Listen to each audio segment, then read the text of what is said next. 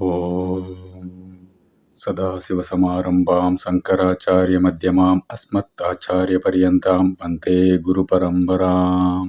ॐ श्रीगुरुभ्यो नमः. हरि ओम्.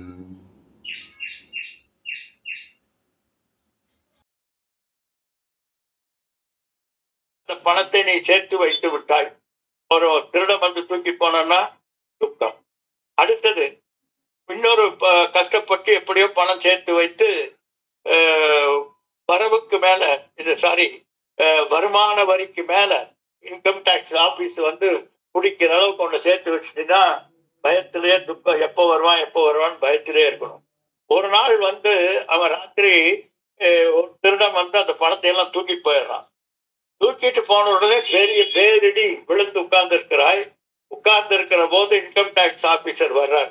வந்தா இப்ப அந்த பணம் போனதுனால துக்கமா சுகமா? சுகம். அப்பா போயிடுச்சு என்று. ஏனென்றால் அது இருந்திருந்தா அது மட்டுமல்ல, இன்னும் இவர் சேர்த்து வைத்திருக்கக்கூடிய அத்தனை சேர்த்து அள்ளிட்டு போயிடுவான். அது இல்லாம இன்பிரிசன் என்று பல பல துக்கங்கள் வந்துவிடும். அதனால பணம் என்பது சுகத்தை, நீ நினைக்கக்கூடிய சுகத்தை தரும். மேபி தரும், ஆனா பொருளில்லாக்கு உலகில்லை வேண்டும் என்று. பணம் என்பது எதற்கு அவசியமோ அதற்கு மட்டும் நிச்சயமாக தேவை. ஆனால் கிருஷ்ணாம் என்று சொல்லக்கூடிய தரித்திர புத்தி, அந்த நிலையானது பணத்தின் மேல் ஏற்படக்கூடாது. சுவாமிஜி அழகா சொல்லுவார், வறுமையை நீக்கிடலாம், தரித்திரத்தை நீக்க முடியாதப்பா. வறுமையை நீக்கிடலாம், ஆனால் தரித்திரத்தை நீக்கவே முடியாது. எனவே பணம் என்பது நீ உனக்கு இன்செக்யூரிட்டியும் சுகத்தையும் கொடுக்கும் என்று நீ நினைப்பது மிக மிக தவறு. அதனால ஒரு சத்புத்தியும் விஷயம் திருஷ்ணா, சத்புத்தி, அதுல உண்மைத்தன்மை என்ன இருக்கிறது என்பதை நீ இந்த விஷயங்களின் மேல் ஆராய்ந்து பார்த்து தெரிந்து கொள். காரணம், அதுல தோஷம் இருக்கிறது. என்ன தோஷம்? ஒன்று வந்து நிலையாமை, எப்பொழுதும் இல்லாமல் போகிறது. அதே போல அசுகம், சுகத்தை தருவதில்லை. அல்டிமேட்லி எந்த ஒரு சுகமும் துக்கத்திலே தான் போய் முடிகிறது. எனவே அனித்தியம், அசுகம், அது மட்டுமல்ல அவித்தை, அதிருப்திகரம் என்கின்ற மூன்று தோஷங்கள் எல்லா விஷயங்களிலும் இருக்கிறது. எனவே அதிருப்திகரமாக இருக்கக்கூடியதும், அதே போல சுககேது மந்தகேதுவாக இருக்கக்கூடியது என்று நாம் தோஷ திருஷ்டி பொருள், அந்தந்த பொருள்களின் மேல் இருக்கக்கூடிய தோஷ திருஷ்டி ஏற்படுத்தினால் அதன் மேல் இருக்கக்கூடிய ஈர்ப்பு போய்விடும். வெட்க வேண்டிய அவசியம் இல்லை, ஈர்ப்பு போய்விடும். அப்ப என்ன நிலைமைக்கு அந்த விவேகத்தினாலே நீ எந்த நிலைமையை அடைவாய் என்று சொல்றால், எல்லபசே நிஜ கர்மோ உபாத்தம் வித்தம் தேன வினோதய சித்தம்.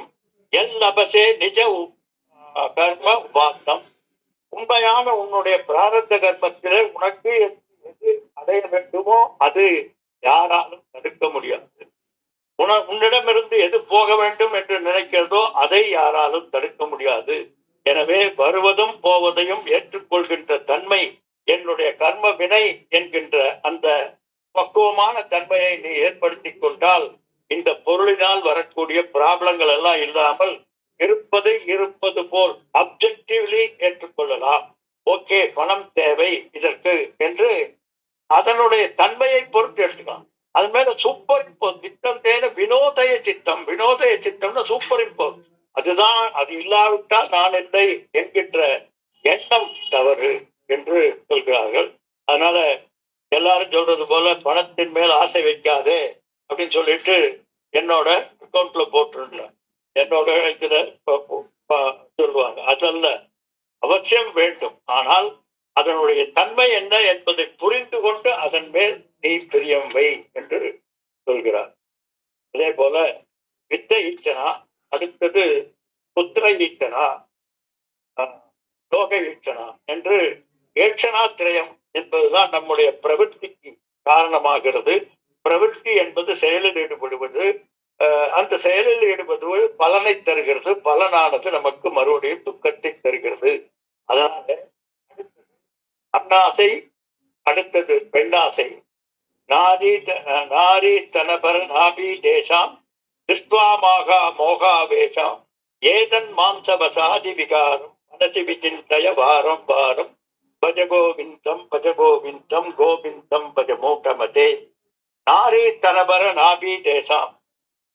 பெண்களினுடைய மார்பு பகுதி மற்றும் தொப்புள் பகுதி இவைகளை எல்லாம் பார்த்து ஆக ஆவேசம் கொள்ளாதே என்று சொல்கிறார். உடனே அதன் மேல் சூப்பர் பண்ணி அது உன்னை ஆட்கொள்கிறது. எப்படி சாமி வந்தவங்க பேய் பிடித்தவங்க எல்லாம் ஆடுறாங்களோ அது போல தன்னை மீறி தனக்குள் ஏதோ ஒன்று ஆட்டிவிப்பது போன்ற ஒரு உணர்வு இவைகளை பார்க்கின்ற போது உனக்கு ஏற்படக்கூடாது. காரணம் அது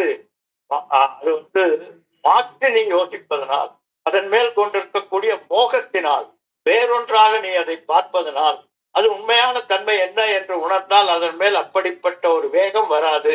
அது என்ன? ஏதன் மாம்ச வசாதி விகாரம். அவையெல்லாம் சதையும் சீழும் ரத்தமும் எதெல்லாம் உன்னால் வெறுக்கப்படுகிறதோ, மலமும் மூத்திரமும் இத்தனையும் சேர்த்த தொகுப்பு தான் அந்த பெண்ணினுடைய தொகுப்பு. எப்படி இருக்கும் பாருங்க. அந்த பெண்ணை தோலை உரிச்சு போட்டு பார்த்தீங்கன்னா பார்க்க முடியுமா? நீ எந்த கண்ணை பார்த்து ஆகா என்ன திராட்சை போன்ற கண், எந்த கண்ணத்தை பார்த்து ஆப்பிள் போன்ற கண்ணம் என்று சொல்றியோ அதை அறுத்தும் கையில கொடுத்தா என்ன ஆகும்? கண்ணத்தோட்டையும் கையில கொடுத்துட்டா என்ன ஆகும்? அதுதான். எனவே உண்மைத்தன்மையை உணர். அதன் மேல் நீ சூப்பர் இம்போஸ் செய்ய. அது ஏதோ உனக்கு ஒரு பெரிய மயக்கத்தை சுகத்தை தரும் என்கின்ற தன்மையை மறந்து விடு. அதனால இதெல்லாம் இதுல இருக்கக்கூடிய தோஷங்களை உணர்ந்து பார்ப்பாய். ரொம்ப அற்புதமாக வெம்புவாள் விழுவாள் பொய்யே மேல்வெழு தழுவாள் பொய்யே சம்மலம் திப்பால் பொய்யே அம்பினும் கொடிய கண்ணால் 1000 சிந்தையாலை நம்பின பேர்கள் எல்லாம் நாயினும் கடையனானார் என்று சித்தர் பாடல்கள் சொல்கிறது. அது போல சூப்பர் இம்போஸ் ஆகாது. ஓகே, மேபி அது ஒரு சுகத்தை தரலாம், அது உனக்கு ஒரு இது இருக்கலாம். ஆனால் அதுதான் என்று அசுரத்தனமான மயக்கத்தை விட்டுவிடு. அப்ப எப்படி இருக்கணும்னா, நளினி தலகத ஜலமதி தரளம் ஜீவிதம் அதிசய ஜபலம் விமான கிரஸ்தம் லோகம் தோககதம் சமத்தம் பஜ கோவிந்தம் கோவிந்தம் பஜ மூடமதே. நளினி தலகத ஜலமதி தரளம் தத்வஜீவிதம் அதிசய ஜபலம் வித்தி வியாத்யபிமான கிரஸ்தம் லோகம் சோககதம் சமத்தம் லோகம் சோககதம் சமத்தம். இந்த லோகமானது சோகத்தினால் மூழ்கடிக்கப்பட்டிருக்கக்கூடியது. ஏன்னா காரணம் என்ன? இந்த லோகம் சோகத்துல இருக்கிறதா? அப்பா, உன்னுடைய நிலைப்பாட்டை பொறுத்து அது சுகமளிக்கிறதா, துக்கம் அளிக்கிறதா, சோகம் அளிக்கிறதா? லோகம் உன்னை சோகப்பட சொல்லவில்லை, நீதான் சோகமாகிறாய். உன்னுடைய பிரவൃத்தியினால் தான் நீ சோகம் அடைகிறாய். அதான் சொல்றார். காரணம் என்னன்னா, வித்தி வியாதி அபிமான கிரஸ்தம். இதுதான் இந்த கபலம். இந்த வாழ்க்கையானது அபிமானத்தினால, மானாபிமானம், ஏதாவது ஒண்ணு சொல்றதுக்கு முன்னால இரண்டும் என்னுடைய அகங்காரத்தினால் ஏற்படக்கூடியது. இந்த அகங்காரத்தினால் நீ இருக்கிற வரை எப்பொழுதும் நான் சுகமாக இருக்க முடியாது. காரணம் கில்டன் கற்றுனை விடாது. ஆப்ஜெக்டிவ்லி, சுவாமிஜி அருமையான வார்த்தை சொல்லியிருக்காங்க. ஆப்ஜெக்டிவ்லி இருந்தால் எந்த ப்ராப்ளமும் எப்போதும் வராது. அது மட்டுமல்ல, இந்த அகங்காரத்தினால உனக்கு என்ன ஆகுது? பிபி ஏறிக்கலாம், வியாதி. அந்த வியாதியினாலே பல துக்கங்கள். அப்படி தற்ப ஜீவிதம் அதிசய ஜபலம். இந்த ஜீவிதம் என்பது அதிசயமான, எப்பொழுதும் சகலமாக இருக்கக்கூடிய தன்மை கொண்டதாக இருக்கிறது. எனவே இப்படிப்பட்ட இந்த வாழ்க்கையை நீ சோகமாக மாற்றிக்கொள்ள முடியும், அல்லது அதிலிருந்து விலகி இருக்கவும் முடியும். எப்படி விலகி இருக்க முடியும்? நளினி தலகத ஜலமதி தரளம். எப்படி தாமரை இலை மேல் எப்படியோ தவறி போய் ஒரு நீர்த்துளியானது மேல ஏறிச்சுன்னா அது தத்தளித்துக் கொண்டிருக்கிறது. எப்படி தத்தளித்துக் கொண்டிருக்கிறது? எப்படியாவது சோர்ஸை போய் சேர வேண்டும் என்று தத்தளித்துக் கொண்டிருக்கிறது. இந்த உண்மையை நீ உணர்ந்தால் போதும். இவைகளிலிருந்து எப்பொழுது எப்படி ஒரு ஆகாசாத் பதிதம் தோயம் சாகரம் பிரதிகச்சதி, ஆகாசத்திலிருந்து விழுகக்கூடிய நீரானது மறுபடியும் கடலை போய் சேர வேண்டும் என்கின்ற தவிப்போடு எப்பொழுதும் பிரயாணித்துக் கொண்டிருக்க பாருங்க. கடல் நீர் ஆவியாகி மழையாகி மழை கீழே வந்து அங்கங்க விழுந்து எங்க விழுந்தாலும் மறுபடியும் ஆவியாகி அல்லது ஏதோ ஒரு விதத்திலே மறுபடியும் பயணித்துக் கொண்டே இருக்கிறது. ஒரு டேங்க் போட்டு தட்டு வச்சீங்கன்னா அடிக்குது, டம் டம் டம், எப்படியாவது வெளியில வரணும். அப்படி தடுக்க முடியாது. எப்படி இருந்தாலும் அதனுடைய பிரயாணத்தை அது நிறுத்தாமல் சென்று கொண்டிருக்கிறது. எதற்கு? அல்டிமேட்லி தன்னுடைய சோர்ஸை போய் சேருவதற்காக. அதுபோல இந்த ஜீவன் என்பது பரபிரம்மத்திலிருந்து ஏற்பட்டிருக்கக்கூடிய ஒரு ஒரு அந்த இதுல நானாஜேயவாத கட்டளையில பரபிரம்ம ஸ்வரூபத்தில் ஒரு சிலிர்ப்பு ஏற்பட்டது. அந்த சிலிர்ப்பிலிருந்து தெரிந்து வந்த ஜீவனானது மறுபடியும் அந்த பரபிரம்மத்தை அடைவதற்கு ஜீவ யாத்திரை கொள்கிறது என்று அழகாக சொல்கிறார். அதுபோல எப்படி அந்த தண்ணீரானது மறுபடியும் போய் அந்த சாகரத்தை அடைவதற்கு பல வகை துக்கங்களை எல்லாம் மேற்கொண்டு கடைசியில போய் சேருகிறதோ, அது போல இந்த வாழ்க்கை என்பது மறுபடியும் மறுபடியும் மறுபடியும் மறுபடியும் நம்மை அலக்களித்துக் கொண்டிருக்கிறது. ஆனால் உண்மையினுடைய நோக்கம் என்ன என்றால் இந்த ஜீவ யாத்திரையானது சோர்ஸில் போய் முடிவதற்காகத்தான். அதனால வருத்தத்தினாலே ஆக்கப்பட்ட இந்த இந்த சம்சாரத்திலிருந்து விடுபட்டு நம்முடைய சோர்ஸ் ஆகிய பரபிரம்ம சாகரத்திலே சேர வேண்டும். அதற்காக முயற்சி செய். யாவத் பித்தோபார்ஜன சக்தக தாவத் நிஜ பரிவாரோ ரக்தக பச்சாதீபதி சஜ்ஜன தேகே கோபின பிருக்கதிகேகே பஜ கோவிந்தம் பஜ கோவிந்தம் கோவிந்தம் பஜ மூடமதே. யாவத் பித்தோபார்ஜன சக்தக தாவத் நிஜ பரிவாரோ ரக்தக பச்சாத் ஸ்ரீபதி சஜ்ஜன தேகே. இது மிக மிக முக்கியமான ஸ்லோகம். நமக்கு எல்லா நிலைகளும் சரியாக இருக்கின்ற போதே பக்குவப்பட்டு விட வேண்டும். இல்லாவிட்டால் வயோதிக துக்கம் என்பது இந்த பிரபஞ்சத்திலேயே மிக மிக மிக மிக துக்கமானது என்பது வயோதிக துக்கம் தான். ஏன்னா ஐசோலேட்டட், ஒதுக்கி வைத்து விடுவார்கள். யாவத் பித்தோ பர்ஜன சக்தக என அற்ற குலத்து அருநீர் பறவை போல என்று சொல்வது போலும் இடம் செல்வம் இருக்கிற வரைக்கும் உன்னை சுற்றி சொந்தங்கள் பந்தங்கள் எல்லாம் வந்து மாமா மச்சா அண்ணன் தம்பி என்றெல்லாம் கொஞ்சி குழாவுவார்கள். தாவன் நிஜ பரிவாரோ ரத்தக, அது வரைக்கும் உனக்கு அத்தனை பேரும் பரிவாரங்களாக இருப்பார்கள். ஆனால் உன்னுடைய ஜீவன், உன்னுடைய அந்த வயோதிக பருவமான சஜ்ஜன தேகே, இந்த தேகமானது வயோகித தன்மையை அடைந்து விட்டால் யாரும் உன்னை திரும்பி கூட பார்க்க மாட்டார்கள். அந்த கிழத்துக்கு வேற வேலை இல்லை, அந்த பக்கமே வரமாட்டாங்க. காரணம், போனால் 2 மணி நேரம் போயிடும். அவரோட பிறந்த காலத்திலிருந்து இன்னைக்கு வரைக்கும் அவருக்கு என்னென்ன நடந்ததோ அதையெல்லாம் சொல்லி அவருடைய ஆற்றாமையை அவர் தீர்த்துக் கொள்வார். பாவம் புலம்பி தள்ளிவிடுவார். காரணம், அந்த மெச்சூரிட்டி இல்லாத, அந்த பக்குவம் இல்லாத காரணத்தினாலே தவிப்பு. என்னை அவர்கள் மதிக்க வேண்டும் என்கின்ற அகங்காரம், ஏக்கம். அந்த அகங்கார ஏக்கத்தினால் வந்த நிலைப்பாடு மற்றவர்களை எல்லாம் வேறு விதமாக பார்க்க வைக்கிறது. எப்ப பார்த்தாலும் அவன் அங்க போறான், இங்க போறான், இப்படி வர்றான், அப்படி வர்றான், என்ன கேட்கறது இல்லை. என்ன இந்த காலத்துல நின்று பேசுறதுக்கே நேரம் இல்லாமல் ஒரு பயணத்தை அனைவரும் மேற்கொண்டிருக்கிறார்கள். அப்படி இருக்கிற காலத்துல அவங்க ஏதோ நல்லா இருக்கட்டும், நம்ம இருந்து வாழ்த்துவோம் என்கின்ற எண்ணம் இல்லாமல் எதை வேண்டுமென்றாலும் இவரை கேட்டு விட்டுத்தான் செய்ய வேண்டும் என்கின்ற அகங்கார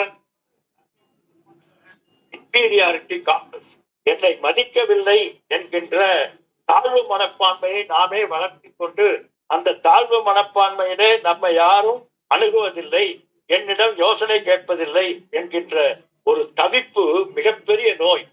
அந்த நோய் மிக மிக கடினமானது. அந்த நோய்க்கு இலக்காக கூடாது.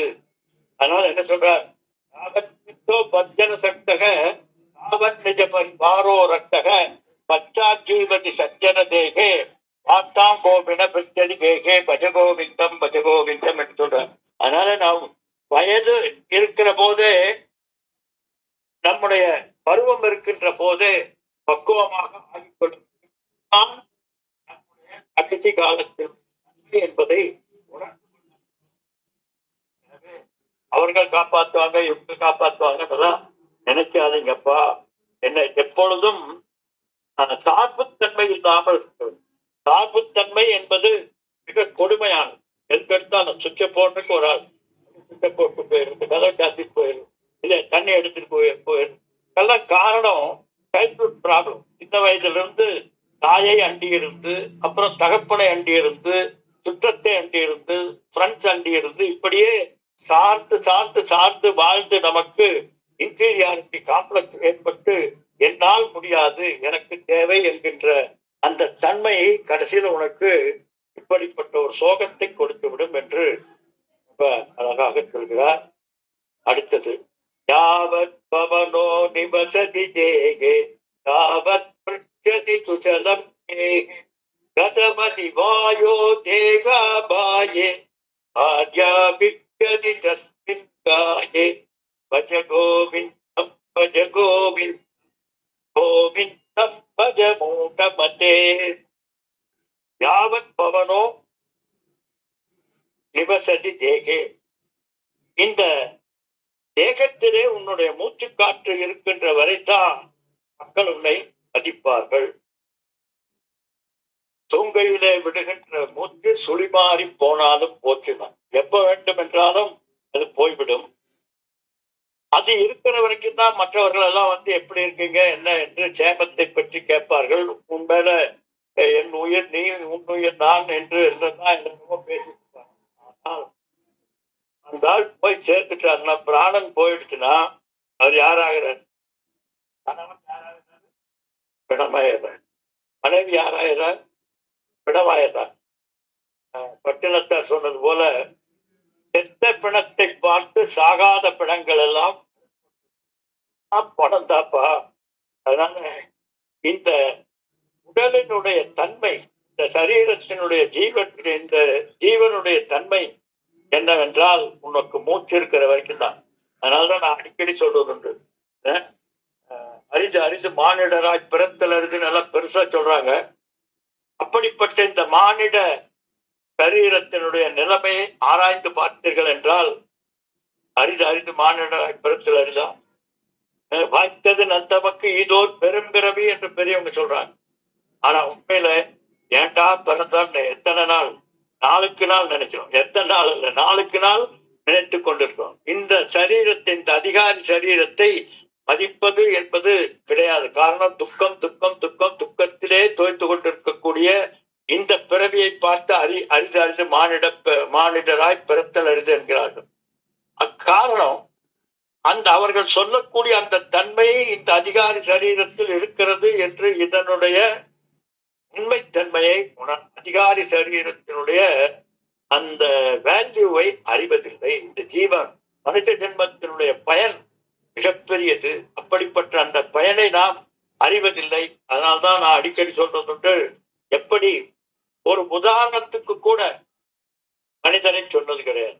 நான் நன்றினா நாயை சொல்றான், கூடி வாழணும்னா காக்காய் சொல்றான், சிங்கத்தை சொல்றான், வீரம் போல் வீரமா இருக்கணும்னு சிங்கத்தை சொல்றான், கோலாரா இருக்கணும் அறிவோடு இருக்கணும்னா குள்ளநரியை சொல்றான். மனிதன் போல் என்று யாரும் இதுவரைக்கும் ஒரு உதாரணத்துக்கு கூட சொல்லவில்லை. அப்படிப்பட்ட பிறவிதாப்பா இந்த பிறவி. அதனால எந்த ஒரு மனைவி பார்த்து கண்ணே பணியே என்றெல்லாம், நீ இல்லாமல் நான் இல்லை, நான் இல்லாமல் நீ இல்லை என்றெல்லாம் சொன்னாலோ, அந்த மனைவியே உன்னை பார்த்து இறந்த பிறகு பயப்படுகிறார். பக்கத்துல அடிக்கடி நான் சொல்றது உண்டு, 2 பேர் ஒரு தனிமையான இடத்துல கணவன் மனைவி 2 பேர் மட்டும் வாழ்ந்துட்டு இருக்காங்க. நடு நிசையில யாரும் இல்லாத நேரத்துல அவர் இறந்துடுறார். நம்ம என்ன ஆகும்? காலையில போய் பார்த்தா 2 பேர் ஆயிடும். ஒரு பிணம் அல்ல 2 பிணம் ஆயிரும். காரணம் பயம். யாரு? இவர்தான் எனக்கு எல்லாம் என்று அவரை சார்ந்திருந்த அவரே நமக்கு பயத்தை கொடுத்து விடுகிறார். அதனால இந்த வாழ்க்கை என்பது கணபதி வாயோ தேகாபாயே பாத்யா, இவ்வளவுதாப்பா உன்னுடைய வாழ்க்கை என்று சொல்றார். அதனால எதையும் சார்ந்திருக்காதே. அப்படி சார்ந்திருக்க காரணம் என்ன? ஏப்பா உன்னுடைய இந்த வாழ்க்கையை எப்படி நீ கழித்துக் கொண்டிருக்கிறாய் சொல்றார். பாலஸ்தாவத் கிரீடா சக்தக தருணஸ்தாவத் தருணி சக்தக விருத்தஸ்தாவத் சிந்தா சக்தக பரமே பிரம்மணி கோபித சக்தக பஜ கோவிந்தம் பஜ கோவிந்தம் கோவிந்தம் பஜ மூகமதே. பாலத்தாவத் கைடாசக்தி, நம்முடைய வாழ்க்கையை எப்படி வீணடித்துக் கொண்டிருக்கிறோம் மாயையினுடைய என்று சொல்ற படம் போட்டு காண்பிக்கிறார். இந்த பாலப்பருவத்திலே குழந்தை பருவத்தை முழுவதும் விளையாட்டிலேயே கழித்துக் கொண்டு விடுகிறோம். தருணஸ்தாவத் தருணி சக்தக, டீனேஜ் ப்ராப்ளம் டீனேஜ்ல வந்து ஆட்கொண்டு விடுகிறது. நான் அடிக்கடி சொல்றதுண்டு, இந்த டீனேஜ் பருவங்கிறது மிக மிக மிக மிக மோசமான ஒரு தன்மை. அந்த நேரத்துல அதனால்தான் கரெக்டா 7 வயதுல பூணூல் போடணும்னு சொல்ல, காயத்ரி மந்திர உபதேசம் செய்ய வேண்டும் என்று சொல்கிறார். ஏனென்றால் காமம் போவதற்கு முன்னாலே காயத்ரி போச்சுன்னா அது காப்பாற்றி விடும் என்று சொல்கிறார். காரணம், இந்த இளங்கன்று பயமறியாது என்று என்னை விட இந்த பிரபஞ்சத்திலே அறிவுடையவன் எவனுமே இல்லை. நான் மட்டும் இருந்திருந்தா எங்க அப்பா இப்படி இருந்திருக்க மாட்டாரு. என்னோட சொல்ல கேட்டிருந்தா எங்க அப்பா எங்கேயோ போயிருப்பாரு. எதுக்கத்தான் தன்னை தவிர வேறு யாருமே யூஸ்லெஸ் என்று நினைக்கக்கூடிய தருணம். அவருக்கு சொல்லக்கூடிய புத்திமதிகள் ஏறாது. காரணம், அந்த யவ்வன பருவத்தினுடைய திமிர் அது வந்து எதையும் ஏற்றுக்கொள்ள விடாது. அது மட்டுமல்ல, சிறு வயதிலிருந்து அவனை வளர்த்த விதத்திலே ப்ராப்ளங்கள் இருக்குமானால் அது அதை விட கொடுமை. குழந்தையா இருக்கும்போது வந்து பேச வரும்போது, நீ சின்ன பையன், நீ அந்த பக்கம் போ, உனக்கு என்ன தெரியும், உனக்கு என்ன தெரியும், உனக்கு என்ன தெரியும் சொல்லி இடியாட்டிக் ஃபெலோவா நம்மளே மாத்திடணும். அவனுக்கு அந்த அந்த மனதுக்குள்ள எனக்கு எதுவும் தெரியாது, நான் அறியாதவன் என்று அவனுக்குள்ளே ஒரு இன்ஃபீரியாரிட்டி காம்ப்ளெக்ஸ், தாழ்வு மனப்பான்மை என்பது வளர்ந்து, அதனால சைக்காலஜிக்கலி டேமேஜ் ஆகி விடுகிறான். அதனால அவன் என்ன பண்றான், என்னை நிலைநிறுத்தி காட்ட வேண்டும், என்னை மற்றவர்கள் பார்க்க வேண்டும், டு டிரா த அட்ராக்ஷன். அங்க கழிச்சுக்குவான், இங்க கழிச்சுக்குவான், பேண்ட்ல இந்த இடத்துல கழிச்சுக்குவான், தலையை அப்படி வச்சுக்குவான், இப்படி வச்சு. காரணம், மற்றவர்கள் நம்மை கவனிக்க வேண்டும் என்கின்ற ஒரு நிலைப்பாடு ஏற்பட்டுகிறது. அதனால அவன் அந்த அது போன்ற நிலைப்பாடுகளை எடுத்து தன்னை அனைவரும் கவனிக்க வேண்டும் என்கின்ற எண்ணத்தோடு அப்படி மோட்டார் சைக்கிள்ல போவான். போய் 2 பெண்களை பார்த்தா அப்படி ஒரு கட் அடிச்சு அப்படி திரும்பி மறுபடியும் அந்த பெண்ணை பார்க்கறது, இவர் பார்க்கறாங்களா இல்லையா, இவரை பார்க்கணும், உலகம் பூரா இவரையே கவனிக்க வேண்டும் என்கின்ற ஒரு ஒரு தப்பான நிலைப்பாடு. காரணம், அதுக்கு இன்ஃபீரியாரிட்டி காம்ப்ளெக்ஸ். நான் இருக்கிறேன் என்பதை உணர்த்தி கொண்டே இருக்க வேண்டும். பேசிட்டு இருக்கும்போது ஒண்ணுமே எல்லாம் தெரிஞ்ச மாதிரி நடையில வந்து எல்லாம் பேசணும். காரணம், இவருடைய எக்ஸிஸ்டன்ஸ் தெரியணுமோ. அதனால அப்படிப்பட்ட ஒரு ப்ராப்ளத்துக்கு ஆய்விடுவாயப்பா. அந்த தருணி தாவத் தருணி சக்தக, இளமை பருவத்தினுடைய வேகம் உன்னை வேறெங்கோ இழுத்துக்கொண்டு சென்று விடுகிறது. சரி, விருத்தத்தாவத் சிந்தா சக்தக, இதெல்லாம் முடிஞ்சு கடைசியில வயோதிகமானால், பருவம் பக்குவம் மட்டும் இல்லாவிட்டால், அப்படியே நான் சொன்ன அத்தனை வியாதிகளும் போறவன் வர்றவங்க எல்லாம் புலம்பி புலம்பி புலம்பி தீர்த்து கடைசியில வேதனை வேதனை வேதனையை தவிர வேறு எதுவும் இல்லை. அப்படி வாழ்க்கை முழுவதும் சென்று கொண்டிருந்தால் பரமே பிரம்மணி கோபின சக்தக, எப்போதப்பா நீ இறைவனை பற்றி சிந்திக்க போகிறாய்? எப்போதுதான் நீ இறைவனை பற்றி சிந்தித்து உன்னை கடை தேற்றிக் கொள்ளப் போகிறாய்? மாயை உன்னுடைய ஒவ்வொரு நொடியிலும் உன்னை பீடித்து உன்னை டைவர்ட் பண்ணிக்கொண்டே இருக்கிறது. எனவே விழித்திரு, உத்திட்ட ஜாக்கிரத பிராப்யவான். விவேகானந்தர் சொல்வது போல விழித்திரு, தனித்திரு, பசித்திரு என்று சொல்றார். அப்படிப்பட்ட தன்மை வளர்த்துக் கொள்ள வேண்டும் என்று சொல்றார். காதே காந்தா கஸ்தே புத்திரக அனுசாரோ யமதீப விசித்திரக அஸ்ய த்வம் வா குத ஆயாதக தத்துவம் சிந்தயததிகம் பிராதக பஜ கோவிந்தம் பஜ கோவிந்தம் கோவிந்தம் பஜ மூடமதே சம்பிராப்தே சந்நிகிதே காலே நகி நகி ரட்சதிடும் ஏ பிராதக, சங்கரன் நம்மளை எல்லாம் சகோதரராக்கிட்டார். உன்னுடைய அன்பு மனைவி யார்? 20 வருடங்கள் அவங்களுக்கும் உங்களுக்கும் எந்த தொடர்பும் இல்லை. எங்கேயோ இருந்து வர்றாங்க, வந்து ஒரு செகண்ட்ல மாங்கல்யம் தந்துனாலே மம ஜீவனகேதுனா போட்டா மற்றவங்க அத்தனை வேத்தையும் ஐசோலேட் பண்றீங்க. ஒரே ஒரு மந்திரம் அத்தனை பேரிடமும் இருந்து உங்களை பிரித்து நீங்க தான் அவர், அவர் தான் நீங்கள் என்கின்ற தன்மையை ஏற்படுத்தி விடுகிறது. இதுக்கு முன்னால் அவங்க எங்க இருந்தாங்க, எப்படி வந்தாங்க, என்ன செஞ்சாங்க என்பதையெல்லாம் யோசித்துப்பார். எங்கிருந்து சொந்தம் வந்தது, இன்று எங்கிருந்து பந்தம் வந்ததுன்னு சொல்ற மாதிரி எங்கிருந்தப்பா வந்தது, எப்படிப்பட்ட ஒரு தன்மை எப்படி வந்தது? 20 வருடங்கள் உங்கள் சுற்றங்கள் பந்தங்கள் எல்லாம் ஒரு செகண்ட்ல உதறிவிட்டு அவர்கள் தான் கதி என்று போகிறீர்களே, அவர்கள் யார், எங்கிருந்து வந்தார் என்று சிறிது நேரம் யோசித்து பார்த்தீர்களா? சரி, அவங்கள விடப்பா. கஷ்டத்துவம், நீ யார்ப்பா? போச்சு. இந்த ஒரு கேள்வி போதும் உலகத்தையே விட்டு வெளியாகுது. யார் நீ? சொல்லுங்க, யார் நீ? இன்னாருடைய மகன் மகள் உங்க அப்பா பேரை கேட்கல, இன்னாருடைய மனைவி கணவன் உங்க கணவன் பேரையோ உங்க மனைவி பேரையோ கேட்கல, நான் மேனேஜர் உங்க உத்தியோகத்தை கேட்கல, நான் பிரசிடென்ட் இது உன்னோட ஸ்டேட்டஸை கேட்கல. இப்படி கேட்டுட்டே போனா யார் நீ என்ற கேள்விக்கு பதில் கிடையாது, பதில் கிடையாது. நான் என்பதில் ஏற்றி பார்க்கப்பட்டவைகள் தான் இவை. காமிச்சு சொல்வார், மூட்டை மூட்டையா ஏற்றி வச்சிருக்கப்பா நான்ல இன்னாருடைய மகன், இன்னாருடைய கணவன், இன்னாருடைய மாமா, இன்னாருடைய மச்சா, இன்னாருடைய ஃப்ரெண்டு, இன்னாருடைய எதிரி, இன்னாருடைய கொலைக்கு, இன்னாருடைய மேனேஜர், இன்னாருடைய, அப்படி எத்தனை பெரிய சுமையை இந்த நான் மேல ஏற்றி வச்சிருக்கேன்னு பாரப்பா. இத்தனையும் விலக்கி பார்த்தால் நீ யார் என்பது தெரியுமா? தெரியாதுங்கிறான். அதுக்கும் ப்ராப்ளம். ஏனென்றால் நட்சத்திர சூரியோ பாந்தி நட்சத்திர தாரகம் நேமாவிக்குதோ பாந்தி குதோயம் அக்னிகி தமேப பாந்தம் அனுபாதி சர்வம் தச்ச பாசா சர்வம் இதம் விபாதி. நான் என்கின்ற அந்த பரிணமிக்கின்ற அந்த ஜோதி, அதை யாராலும் காட்ட முடியாதுங்கிறான். எதெல்லாம் உனக்கு காட்டுவதற்கு சோற்றாக இருக்கிறதோ அதெல்லாம் அதை காட்டாது. சூரியன் இந்த பிரபஞ்சத்தையே காட்டுகிறது, ஆனால் உன்னை காட்டாது. அதே போல சந்திரன் இதை காட்டும், ஆனால் உன்னை காட்டாது. காரணம், தமேவ பாந்தம் அனுபாதி சர்வம்.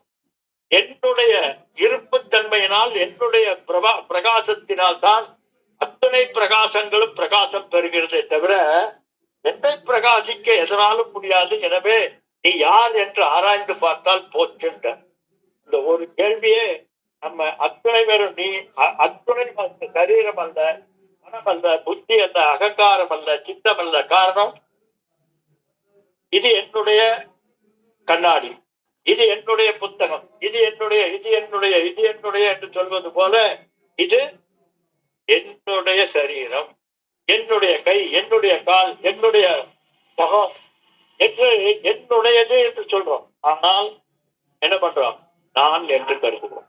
என்னுடையதை நான் என்று கருதுவதற்கு என்னைக்காவது இந்த கண்ணாடியை நான் என்று என்னைக்கும் நான் நினைத்ததில்லை பகவான். அதனால்தான் பிரம்மசூத்திரத்தினுடைய பாடத்தில் சொல்றார், நைசர்கிகோயம் லோக விவகாரக என்றார்.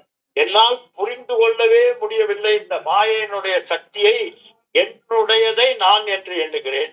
அத்மத் யுஷ்மத் பிரத்யே கோச்சரயோகோ விஷய விஷயனோகோ தமப்பிரகாசகத்து விருத்த சுபாவயோகோ இத்திர சொந்த பாவான் என்று சொல்றார்.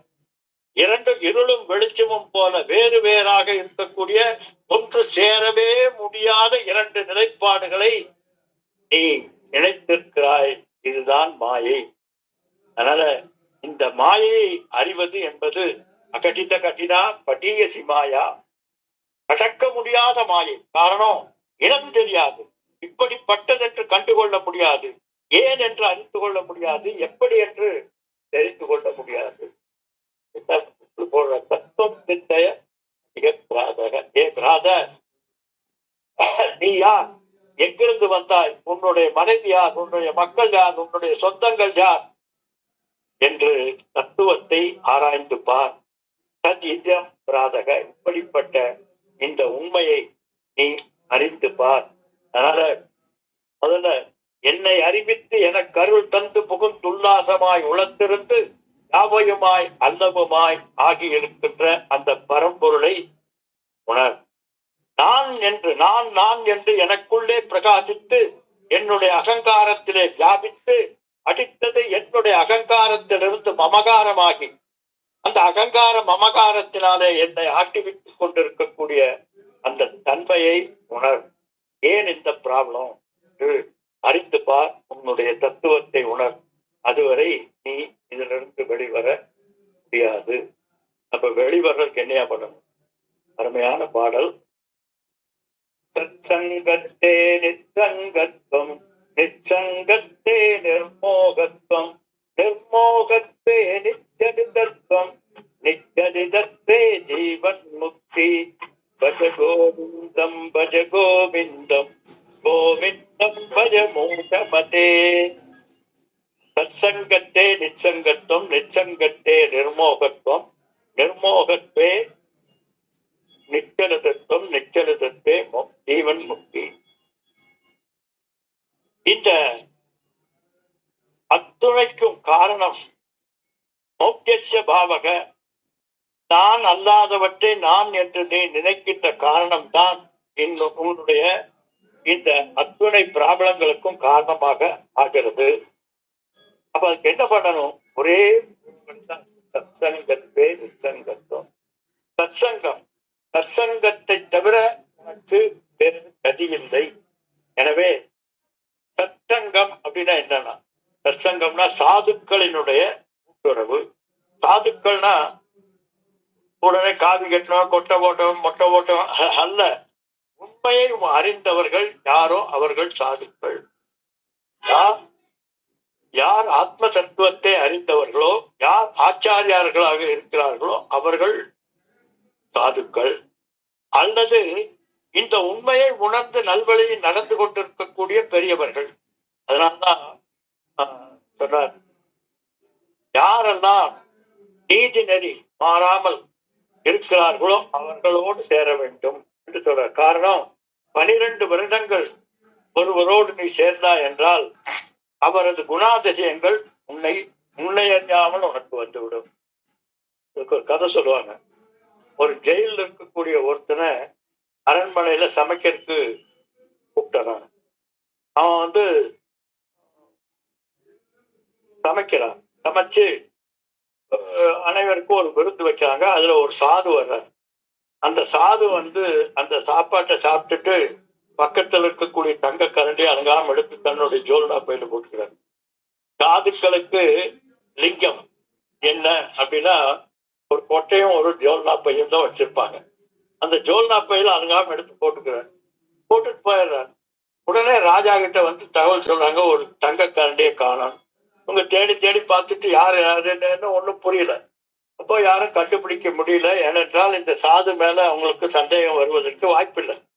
இவர் வீட்டுக்கு போயிடுறாரு, ஆசிரமத்துக்கு போயிடுறாரு. போய் பார்த்த உடனே அவருக்கு ஒரு கில்ட்டி, அடடா இப்படி பண்ணிட்டுமே என்று. உடனே சரி, இது இருக்கிற வரைக்கும் இந்த அரிப்பு நம்மை விடாதுன்னு சொல்லி கொண்டு போய் கொடுத்துடலான்னு கொண்டு போய் கொடுக்குறாரு. கொடுத்துட்டு, இங்க நேற்று யார் சமைச்சாங்க அப்படின்னு கேட்கிறாரு. சொல்றாரு, இந்த மாதிரி ஜெயில இருந்து ஒரு திருடன் சமைச்சான், அதனால்தான் இந்த தவறை நான் செஞ்சுட்டேங்கிறார். ஏன்? அவர் சமைத்த சமையல்ல இவருடைய குணாதிசயங்கள் சேருகிறது. அதனால்தான் சமைக்கிற போது ஏதாவது இறை நாமங்களை சொல்லிட்டு, சமைக்கிறதுக்கு முன்னால் அடுப்பை பற்ற வைக்கிறதுக்கு முன்னால ஒரு நீரை எடுத்து நீர் வார்த்து சூடத்தை ஏற்றி வச்சு சமைச்சால் அது போன்ற நிலைப்பாடுகள் எல்லாம் போயிடும். அடுத்தது சாப்பிட்றதுக்கு முன்னால நம்ம நீர் விழாவதுக்கு காரணம் அதுதான். அப்படி செய்கிற போது அதனால் இருக்கக்கூடிய தோஷங்கள் நம்மை சேராது. எனவே எதை சார்ந்திருக்கிறோமோ அதனுடைய குணாதிசயங்கள் நம்மை அறியாமல் நம்மை சேர்ந்து விடும். அதாவது ஒரு வியாழச்சுற்று ஒருவர் ஒரு தொழிலை செய்தால் அந்த தொழிலே அவர் எந்த துறையில இருக்கிறாரோ அந்த துறையில அவர் நிபுணராகி விடலாம் என்று சொல்றாங்க. காரணம் 12 வருடங்கள் தொடர்ச்சியாக ஒரு சிந்தனையில் ஒருவன் இருந்தால் அந்த சிந்தனையில் பக்குவப்பட்டு அதில் மெருகேற்றியவனாக வலுத்து விடுவான். அதுபோல 12 வருடங்கள் யாரோடு நீ சேர்ந்து கொண்டிருக்கிறாயோ அவருடைய புத்திகள் எல்லாம் உனக்கு வந்துவிடும். அதனால்தான் முதல்ல உன்னுடைய நண்பன் யார் என்று சொல், உன்னை பற்றி நான் சொல்கிறேன் என்றுதான் சொல்றாங்க. அதனால சத்சங்கத்தில் இருக்கிறோம். அதே மாதிரி ஏப்பா சத்சங்கத்தை இந்த சாமியார்கள்லாம் சாப்பாட்டுக்கு வழி இல்லாம ஏதோ அவங்கள புகழ்ந்து பாடுவதற்கும் புகழ்ந்து பேசுவதற்கும் ஒரு வழியை பார்த்துட்டாங்களா என்று சொன்னால், இல்லப்பா, உன்னுடைய மனது அதுவாகவே தானாக இருக்காது. எதிரில் யார் இருக்கிறார்களோ அவர்களது தன்மையை பொறுத்து உன்னுடைய மனது மாறிவிடும். எப்படி ஒரு பாட்டில்ல தண்ணீர் எந்த உருவமும் ஒரு டிசைன் இல்லாத ஒரு வடிவில்லாத தண்ணீரானது பாட்டிலின் வடிவை எப்படி எடுத்துக்கொள்கிறதோ பாட்டில ஊற்ற போது, அதுபோல உன்னுடைய மனது எதிரில் இருக்கக்கூடியவர்கள் நிலைப்பாட்டை பொறுத்து மாறிவிடுகிறது. பாருங்க, உன்னை நீ ஆள முடியாது. உன்னை நீ அறிந்தால் உனக்கு ஒரு பேடும் இல்லை என்று கைவல்ய ஆசிரியர் சொல்லுவது போல நீயாக இருக்க முடியாது. தாயினுடைய எதிரில் போகும்போது உன்னை இழந்து நீ வேறாக ஆகிவிடுகிறாய். தந்தையின் முன்னால் வேறாக இருக்கிறாய். தாய்க்கிடம் இருந்த மனதுக்கும் தந்தையிடம் இருந்த மனதுக்கும் வித்தியாசம் இருக்கு. அதே போல கணவன், மனைவி, ஃப்ரெண்டு, இன்னும் ஒவ்வொருவரும் எதிரி யாரெல்லாம் உன் முன்னால் நிற்கிறார்களோ அவர்களது தன்மைகளை நீ ஏற்றுக்கொள்கிறாய். உன்னுடைய மனோநிலையில் அந்த மாற்றங்கள் ஏற்படுகிறது. அதனால்தான் பெரியவங்க எல்லாம் வீட்டுல பெரியவங்களுடைய படத்தை, சாமிகளினுடைய படத்தை எல்லாம் மாட்டி வைக்கிறார்கள். காரணம், அந்த படத்தை பார்க்கின்ற போது உன்னுடைய மனது அந்த நிலைப்பாட்டு உடையதாக, பக்குவம் உடையதாக மாறுகிறது. அதான் அப்படி. அதனால அதனால்தான் மிகப்பெரிய விஷயமாக இந்த பெரியோர்களை பற்றி பேசுவதும் பெரியோர்களது படங்களை மாற்றி வைப்பதுமாக. இப்ப நம்ம என்ன பண்றோம்? வீட்டுல பெரியவங்க படத்தை வைக்கிறோமா? கள்ளி, கத்தாழை இதெல்லாம் வச்சு இதெல்லாம் முள்ளு, ஆகாவளி எல்லாம் கொண்டுட்டு வச்சுட்டு முள்ளு மூஞ்சில முழிச்சா உருப்பிடுவோமா? ஆமா, கேட்டா இன்டர்னல் டெக்கரேஷன் சொல்லிட்டு கண்டதெல்லாம் வச்சு, அப்புறம் சார் சொன்ன மாதிரி மாடர்ன் நாட்டு கை எங்க இருக்குது கால் எங்க இருக்குதுன்னு தெரியாது, குழப்பம். பாருங்க, குழம்பி போய் இருக்கக்கூடிய ஒன்றை பார்த்தால் உன்னுடைய மனது குழம்பும் இல்லையா? அதுக்கு மாடர்ன் நாட்டை பார்த்திருக்கீங்களா? எங்கேயோ இருக்கும் கை, எங்கேயோ கால் இருக்கும். இவர் எல்லாம் குழம்பி போய் இவர் தொகுத்து பார்க்க வேண்டும். இது தேவையா? வேற வேலை இல்லையா? இதெல்லாம் இப்படி குழம்புவதற்கு காரணமாக இருக்கிறது. உன்னுடைய மனது எதிரில் இருக்கக்கூடியவர் பயமாகத்தான் இருக்கும். அதனால சத்சங்கத்துல வந்தா அந்த சத்சங்கத்தில் இருக்கக்கூடியவர்களது மனதுக்கு ஒப்ப உன்னுடைய மனது மாறுகிறது. அந்த நிலைப்பாட்டை, ஒரு பாவனையை உன்னுடைய மனது பெறுகிறது. அப்படி பெறுகின்ற போது நிச்சங்கம், வேண்டாத விஷயங்கள் நமக்குள்ளே வாசனையாக வளர்ந்து அது நம்மை கெடுதலுக்கு ஆளாக்காமல் தடுத்து கொள்ளலாம். அதான் சொல்ற சத்சங்கத்தே நிச்சங்கத்துவம். சரி, அப்படின்னா என்ன ஆகும்னா நிச்சங்கத்தே நிர்மோகத்துவம். எப்போது இந்த வேண்டாத விஷயங்களை எல்லாம் நீ தடுத்தாட்கொண்டு கொண்டிருக்கிறாயோ அப்பொழுது நிர்மோகத்துவம், மோகம் என்கின்ற மதிமயக்கத்திலிருந்து தெளிவு பெற்று நீ கலனம் இல்லாமல் தெளிவான ஒரு நிலையை அடைவதற்கு அது காரணமாகும். எப்பொழுது தெளிவான காரணம் நிர்மோகத்துவம், மோகிக்கக்கூடிய, அதாவது சூப்பர் இம்போஸ் இல்லாமல் இருப்பதை இருக்கின்றபடி பார்க்கின்ற தன்மை அடைகிறாய். அதான் நிர்மோகத்துவம். அப்படிப்பட்ட நிர்மோகத்துவம் ஏற்படும் போது உனக்கு நிச்சய ஸ்கலனம் என்பது இல்லாத ஒரு தெளிந்த நீரோடை போன்ற ஒரு மனது ஏற்படுகிறது. அந்த தெளிந்த நீரோடை போன்ற மனதுதான் வேதாந்த விஷயங்களை நீ கேட்பதற்கு தகுதியுடையதாக ஆகிறது. அந்த மனதிலே, அதிகாரித்துவம் பெற்ற அந்த மனதிலே நீ சத்சங்கத்தில் ஈடுபட்டு இந்த வேதாந்த விஷயங்களை, மகா வாக்கியம் போன்ற அந்த உபதேசங்களை கேட்கிற போது தெளிவாக நீ அடைந்து மோட்சத்தை அடைகிறாய். ஜீவன் முக்தி. இப்ப ஜீவன் முக்திக்கே அடிப்படை காரணம் என்ன? சத்சங்கம். எனவே சத்சங்கத்துக்கு மேல எந்த ஒரு வழியும் கிடையாது. சத்சங்கம் தான் மிக மிக முக்கியமானது என்று சத்சங்கத்தினுடைய தன்மையை மிக மிக வலியுறுத்தி பகவான் சொல்கிறார். இன்னும் இதை பத்தி நிறைய பேசலாம், ஆனா நேரம் இல்லாதனால இதோடு முடிக்கிறோம். அடுத்தது வயசிக தேக காம விகாரக சுக்கே நீரே கட்டாசாரக கப்பரிவாரக ஞாசே தத்வே கத்தம் சாரக பஜ கோவிந்தம் பஜ கோவிந்தம் கோவிந்தம் பஜ மூடமதே.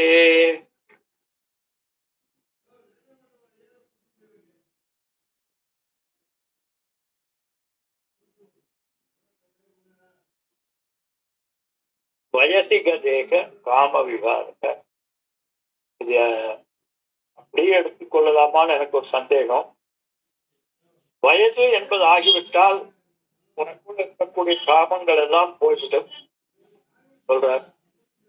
எனக்கு என்ன பொறுத்தளவு இந்த வயோவிருத்தம் என்பதல்ல, ஞான விருத்தம் தான் அதை செய்யும். வயது மட்டும் ஆயிட்டா உனக்கு எல்லா நிலைப்பாடுகளும் பக்குவங்களும் வந்து விடுமா என்றால் கேள்விக்குறிதான். எத்தனையோ பேர் மிகப்பெரிய வயதாகி மிக மிக மிக அதிகமான வயதாகியும் கூட இளையவர்களை விட டேஞ்சரஸ் ஃபெலோஸ் நிறைய இருக்காங்க.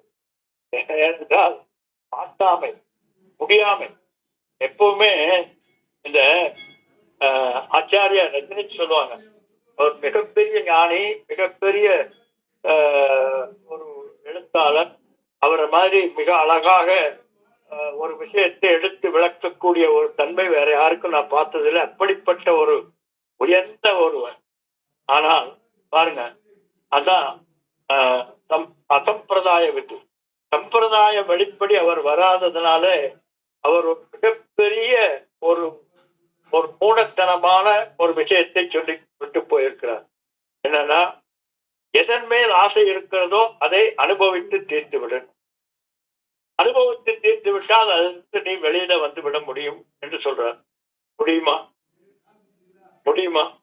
எந்த காலத்திலும் முடியாது. அனுபவித்து தீர்ப்பது என்பது கிடையவே கிடையாது. அனுபவிக்க அனுபவிக்க ஆசை கூடிக்கொண்டே இருக்கும்.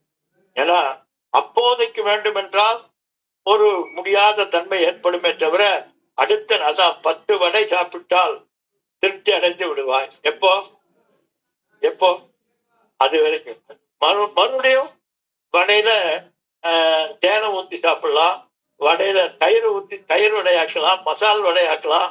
அப்படி விதவிதமாக போய்கொண்டுமே இருக்குமே தவிர அது உனக்கு திருப்தியை அளித்து விடாது. திருப்தி அளிக்க வேண்டும் என்றால் ஞானத்தினால் மட்டும்தான் முடியும். அதனால அறிவினால் வெளிவர வேண்டுமே தவிர நீ வலுக்கட்டாயமாக அதிலிருந்து வெளிவர முடியவே முடியாது என்பதுதான் உண்மை. அதுதான் சாஸ்திரத்தினுடைய தன்மை.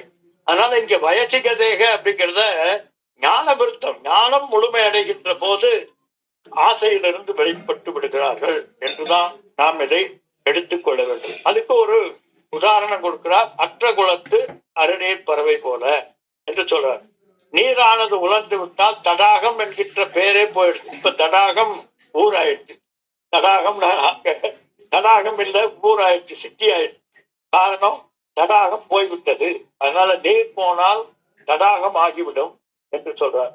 அதே போல கீழே வித்தே கப்பரிவாரக, உன்னுடைய வித்தங்கள் எல்லாம், உன்னுடைய பணம் செல்வம் எல்லாம் தீர்ந்து விட்டால் உன்னை சுற்றி இருப்பவர்கள் எல்லாம் போய்விடுவார்கள். அதே போல ஞாதே தத்வே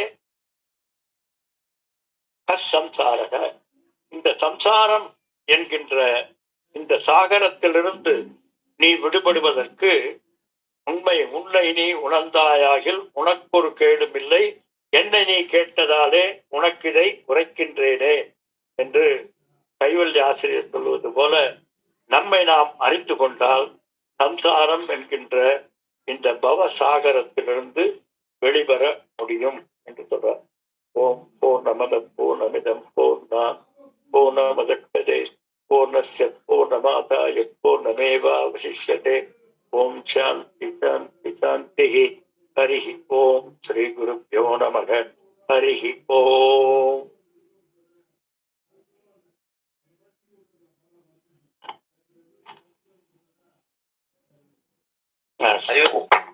ஹரி ஓம்.